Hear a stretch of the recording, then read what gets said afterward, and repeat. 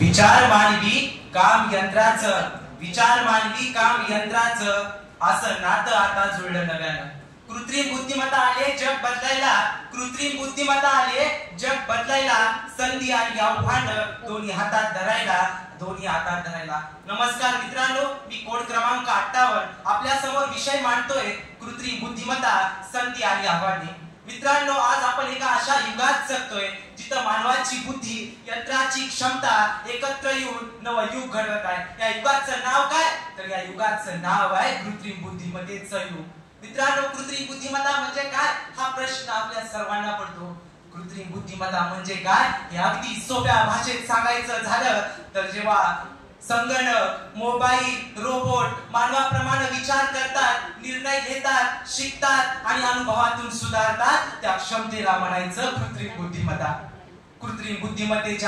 कृत्रिम बुद्धिमत्ता म्हणजे नुसती यंत्राची बुद्धी नाही तर मानवाच्या बुद्धीचा विस्तार खऱ्या अर्थाने कृत्रिम बुद्धिमत्ता आहे. अरे, कृत्रिम बुद्धिमत्तेच्या या उपलब्ध झालेल्या संधीच्या जोरावर आज आपल्या समोर सगळे युवक स्वतः प्रगल्भ होत चालले. मग खऱ्या अर्थानं हे शक्य कशामुळे होतंय? तर हे शक्य होतंय कृत्रिम बुद्धिमत्तेमुळे. माणूस विचार करतो, यंत्र शिकतं. माणूस विचार करतो, यंत्र शिकतं. ज्ञानाचं नवं पान रोज उलगडतं. संधी आहेत अपार, पण सावध राहायचं, कारण या बुद्धिमत्तेच्या लाटेत स्वतःला हरवू नाही द्यायचं. कृत्रिम बुद्धिमत्ता प्रत्येक क्षेत्रामध्ये आपला ठसा उमटवत आहे. वैद्यकीय क्षेत्र असो, शैक्षणिक क्षेत्र असो, शेती असो, वाहतूक व्यवस्था असो, अगदी उद्योगधंदा असो, या क्षेत्रामध्ये खऱ्या अर्थानं आपला ठसा उमटवण्याचं काम जर कोणतं माध्यम करत असेल तर ते माध्यम म्हणजे कृत्रिम बुद्धिमत्ता आहे. शिक्षणाच्या क्षेत्रामध्ये AI मुळे विद्यार्थी वैयक्तिक शिक्षण घेऊ शकले. हे शक्य कशामुळे झाले? हे शक्य झाले कृत्रिम बुद्धिमत्तेमुळे.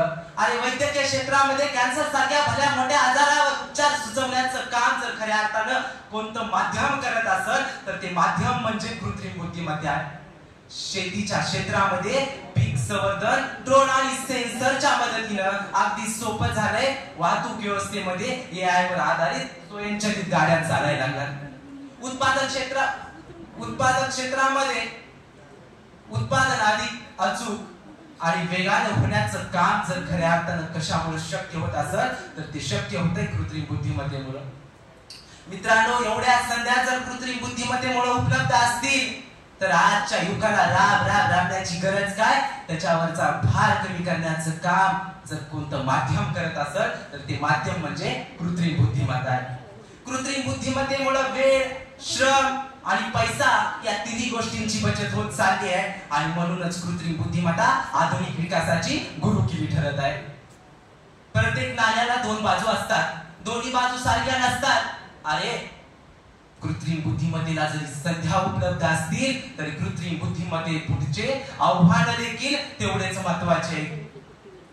कृत्रिम बुद्धिमत्तेचा प्रकाश उजळतो जगभर, कृत्रिम बुद्धीचा प्रकाश उजळतो जगभर, पण सावलीत जडलेत काही प्रश्न प्रखर. संधीचा उपयोग बुद्धीने करूया, नाहीतर या यंत्राच्या झगमगाटात हरवेल माणुसकीचा भाईचारा. मित्रांनो, कृत्रिम बुद्धीच्या संध्या वाढत आहेत, पण आव्हानांचं प्रमाणही तेवढ्याच ताकदीनं वाढत आहे. सगळ्यात मोठं आव्हान म्हणजे काय? नोकऱ्यांचा अभाव. आणि नोकऱ्यांचा अभाव असल्यामुळं आज माणूस जे काम करतो तेच काम कमी वेळामध्ये वेगानं आणि कमी खर्चात करण्याचं काम जर कोणतं माध्यम करत असेल तर ते माध्यम म्हणजे कृत्रिम बुद्धिमत्ता आहे. कृत्रिम बुद्धिमत्तेमुळं रोजगार कमी झाले. अरे, माझ्या सर्वसामान्य माणसाचा चालणारा या संसाराचा गाडा देखील आज खऱ्या अर्थानं थांबलाय. मग याला सर्वस्वी जबाबदार कोण म्हणावं लागल तर कृत्रिम बुद्धिमत्ता आहे, हे तेवढंच मी ठामपणे म्हणतो. सर्वात मोठं दुसरं आव्हान म्हणजे काय? गोपनीयता. अरे, प्रायव्हसी. माझ्यासारखे सगळेच समोर बसलेले असो, बाहेरचे असो, त्या कृत्रिम बुद्धिमत्तेवर अनेक ट्रेंड आलेत. डिप्लिझर्ट नावाचे ट्रेंड आलेत आणि आमचे भोळे भाबडे सगळेच AI फक्त त्या कृत्रिम बुद्धिमत्तेवर आपले विचार, आपले फोटो शेअर करायले. अरे, AI तुम्हाला सौंदर्य प्रदान करत असेल, जे AI तुम्हाला कपडे घालून मेकअप करून नटवून देत असेल, अरे याचा काय भरोसा? AI तुमची इज्जत देखील घालवू शकतं. हे तेवढ्या प्रखर शब्दात मी बोलतो, जे AI तुमची इज्जत घालवतं तेच AI तुम्हाला रस्त्यावर देखील आणू शकतं. म्हणून कृत्रिम बुद्धिमत्तेच्या या युगामध्ये आपण काय करावं, तर कृत्रिम बुद्धिमत्तेच्या या युगामध्ये आपला डाटा कंपन्यांच्या हाती जाणार नाही याची काळजी घ्यावी. सर्वात मोठं तिसरं मोठे आव्हान म्हणजे काय, नैतिक मूल्यांचा अभाव. जर यंत्रांनीच निर्णय घ्यायला सुरुवात केली तर मानवाच्या भावनांचा, माणुसकीचा विचार कोण करणार, हाच खऱ्या अर्थाने सर्वात मोठा प्रश्न आहे. मी तुम्हाला एक छोटस उदाहरण देतो. कल्पना करा, एखाद्या शहरामध्ये AI वर आधारित स्वयंचलित न्याय व्यवस्था आली आणि यंत्रांनीच पुरावे पाहून निर्णय घ्यायला सुरुवात केली, पण त्याच यंत्राच्या डाटामध्ये चूक असेल तर एखाद्या निर्दोषाला देखील शिक्षा होऊ शकते. मग खऱ्या अर्थानं कृत्रिम बुद्धिमत्तेच्या या यंत्राच्या बुद्धीमध्ये मानवाची विवेक बुद्धी असणं तेवढंच आवश्यक आहे. कृत्रिम बुद्धिमत्तेचा योग्य वापर आणि संतुलन जर शक्य झालं तर कृत्रिम बुद्धिमत्तेमुळे होणारी प्रगती अधिक फायदेशीर ठरेल. कृत्रिम बुद्धिमत्ता आपल्याला थांबवायची नाही, कृत्रिम बुद्धिमत्तेला योग्य रस्त्यावर आणायचंय, योग्य मार्गावर आणायचंय. याच्यासाठी आपल्याला शिक्षण, नियमन आणि संशोधन या तिन्ही गोष्टी एकत्र करायच्या. कृत्रिम बुद्धिमत्तेला शिक्षक, विद्यार्थी, संशोधक, नागरिक या सगळ्यांनी एकत्र येऊन कृत्रिम बुद्धिमत्तेचा वापर विकासासाठी करायचा आहे, विनाशासाठी